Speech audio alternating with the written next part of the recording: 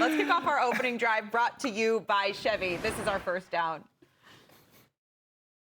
He made 2 plays in the playoffs last year, one against Green Bay and one against the Rams, that broke football physics. It was early Mahomes. By the way, lowest interception percentage of any quarterback in league history with 1,100 attempts. He never gets hurt. He had 7 fourth-quarter comebacks.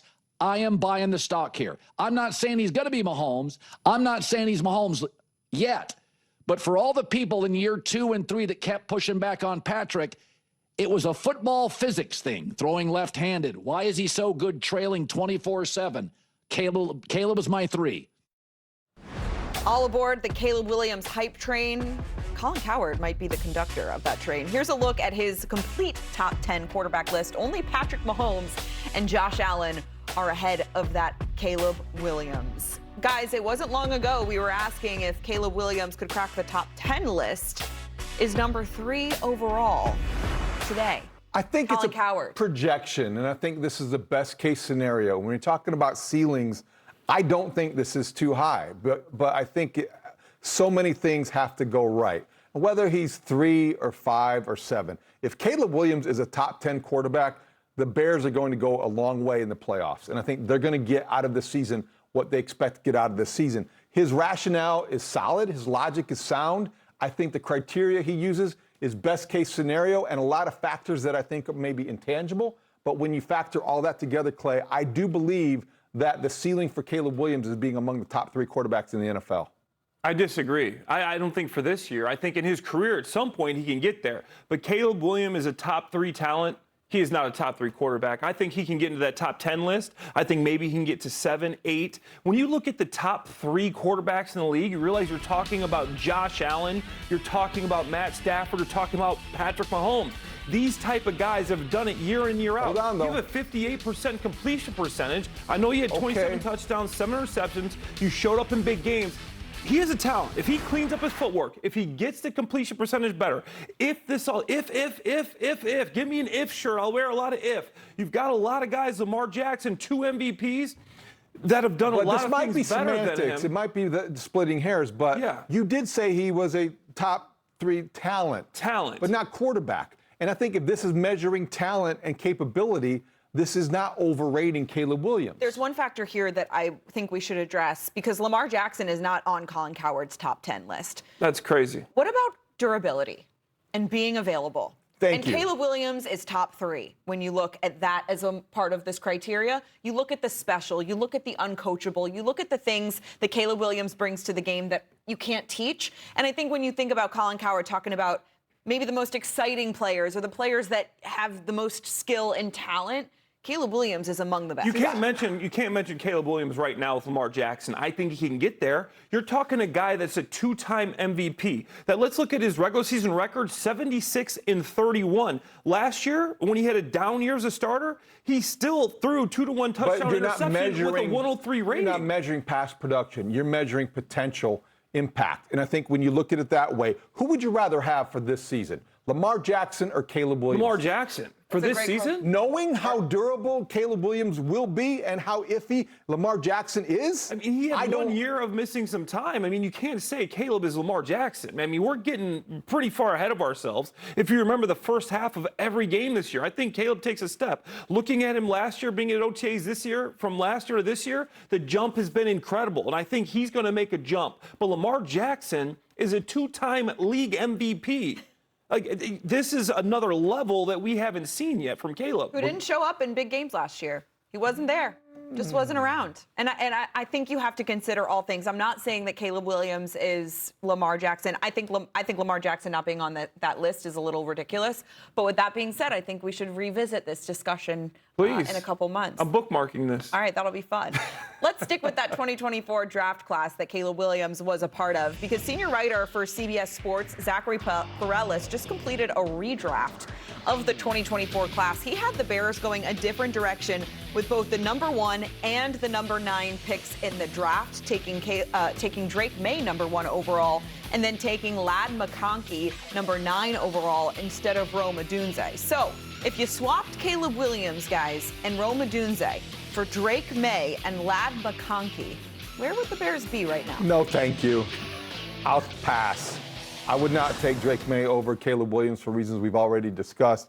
As for Odunze, I do think that he was overdrafted and he's got a big year ahead of him.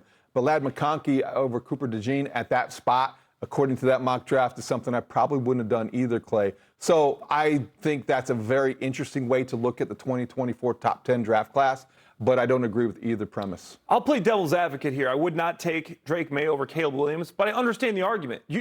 Drake Maye should have been, he had a very good argument to be the MVP of the entire league last year. His team made the Super Bowl. He was best in completion percentage, and he was also first in yards per attempt. That's not easy to do. Yards per attempt and completion percentage, that means you're throwing the ball down the field.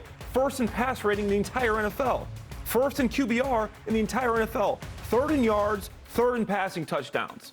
Drake Maye. So if you want to make that argument, there's not one statistical I'm going to ask you the same question. And the guy made the Super Bowl. I'm going to ask you the same question. There's not one this season, statistic. you have to choose between Drake Maye and Caleb Williams to win as many games and go as deep in the playoffs. Who are you taking? I said I'm playing devil's advocate here. The argument is better for Drake Maye. Me personally, I think Caleb's going to be better, but I see why people would make that argument for Drake Maye based off of what he showed last year. And I know come the playoff times, Drake Maye's quarterback rating was an 86. He got sacked 26 times in the playoffs. Caleb Williams raised his level when the games got tough and the games got close in the playoffs. That's what I like. So that's why I like Caleb. Again, it's the unteachable, the uncoachable things that I think we've fallen in love with here in Chicago. That being said, you got to give Drake Maye props for the numbers he put up, the deep playoff run he had, and the development and growth he had, and of course, being an MVP caliber candidate. 8 turnovers in the playoffs, though. Yeah, the playoffs not so hot. Not so hot for Drake Maye. It'll be very interesting to see what the Patriots do this upcoming season. Let's go to our third down and check in on a 2025 draft pick, Colston Loveland. I was definitely surprised. Like, I was, in my head, I'm thinking no later than Chargers. But I'll probably go, like, that was kind of what I was thinking. So when they picked me up, I was definitely surprised. But I kind of knew, like, pro day we met, and I feel like I killed that, you know. Like, yeah, I think I did good. But so I wasn't really too surprised. And like you said, they didn't really, like, need. But Ben's philosophy is just, we're going to get the best player. And obviously it kind of got to fit into what we need, but so that's how it ended up being, and turned out all right. If you're a Bears fan that is unhappy with the Bears taking Colston Loveland last season, right now, today, raise your hand. Because I don't know if you could find one. Right? No, I think that would be in the minority, and I think there'd be hard to find anybody to complain about that pick, Clay, because of his ceiling, because of what you saw last season as a rookie, and just because of the way the offense and Ben Johnson, everything has come together to give him this opportunity to succeed. He's a perfect fit for this offense. I know Tyler Warren had more yards last year, but I always talk about the second half trajectory because he was slow coming on because of the injury. What he gives you is a guy that does everything. He's blocking, he's moving around. Tyler Warren isn't an inline blocker like him. With Ben's offense, we forget this guy likes to run the ball. He runs the ball top 5 in the NFL. They're the third best rushing team. Colston Loveland and 𝗏𝗏 are a big part of that. And getting these matchup problems, when you got a guy as creative as Ben Johnson, giving him Colston Loveland, it's just like giving him a brand new Christmas present. Just so many things you could do with him. It's funny to think about Colston Loveland thinking he would go to the Chargers. Now, in hindsight, that he would have had to be on the board at number 22 overall. Yeah. Of course, Jim Harbaugh would have loved that reunion, I'm sure, in LA. But with that being said, there was no way, looking at the season he had last year, that he would have still been They there. would have had to have traded up to get him. And maybe he had some intel that suggested that was worthwhile to believe in. But there's no way he was going to be on the board at 22.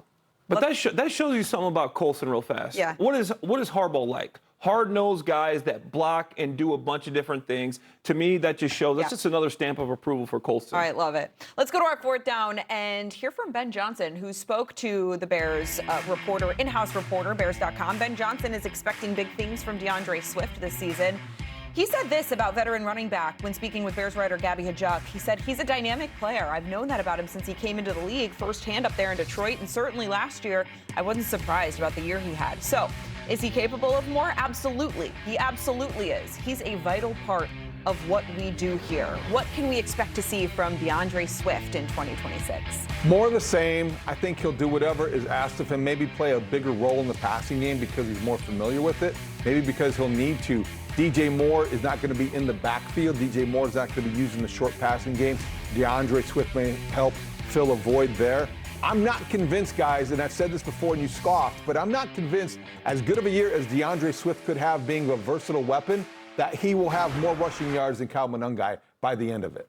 He's going to have more rushing yards than 𝗏𝗏. But one thing I did notice in OTAs and minicamp is they're moving this guy around a lot. We're going to see the complete, full versatility of DeAndre Swift. He's going to be in the slot. He's going to be outside. He's going to be motioning, just getting good matchups on linebackers and safeties and guys trying to guard him. So I think that's something that they're emphasizing, just being out there for OTAs. Let's not forget, everywhere Ben's been, everywhere he's been an offensive coordinator, he always has two running backs. His first year in Detroit, he had Swift and Jamaal Williams. They had 1,000 yards and 550 yards. And next year, you have David Montgomery and Gibbs, 1,000 yards, 945 yards. The next year, 1,400 yards for Gibbs and 800 yards for Montgomery. Every year, he wants two backs that can split carries. So Swift will have a good year, but 𝗏𝗏 is going to have just a good year because he likes to give defenses two different guys to look at. I think 𝗏𝗏 could get the ball more than 10 times a game, which he averaged last year in 17 weeks. He earned it. And if he does do that, I think his yardage total will come up and Swift's naturally will come down. It will be a more even distribution, I would expect this year, or won't be surprised. Yeah. I think they're such different players that it's so fun to be able to have those two different skill sets to exploit. And I think the way that Ben Johnson continues to attack defenses using two very different players, it's going to be really interesting. Not to mention, they both have proven that they can catch the football as well. So it's going to be a mismatch and a lot of confusion for opposing defenses, you can imagine.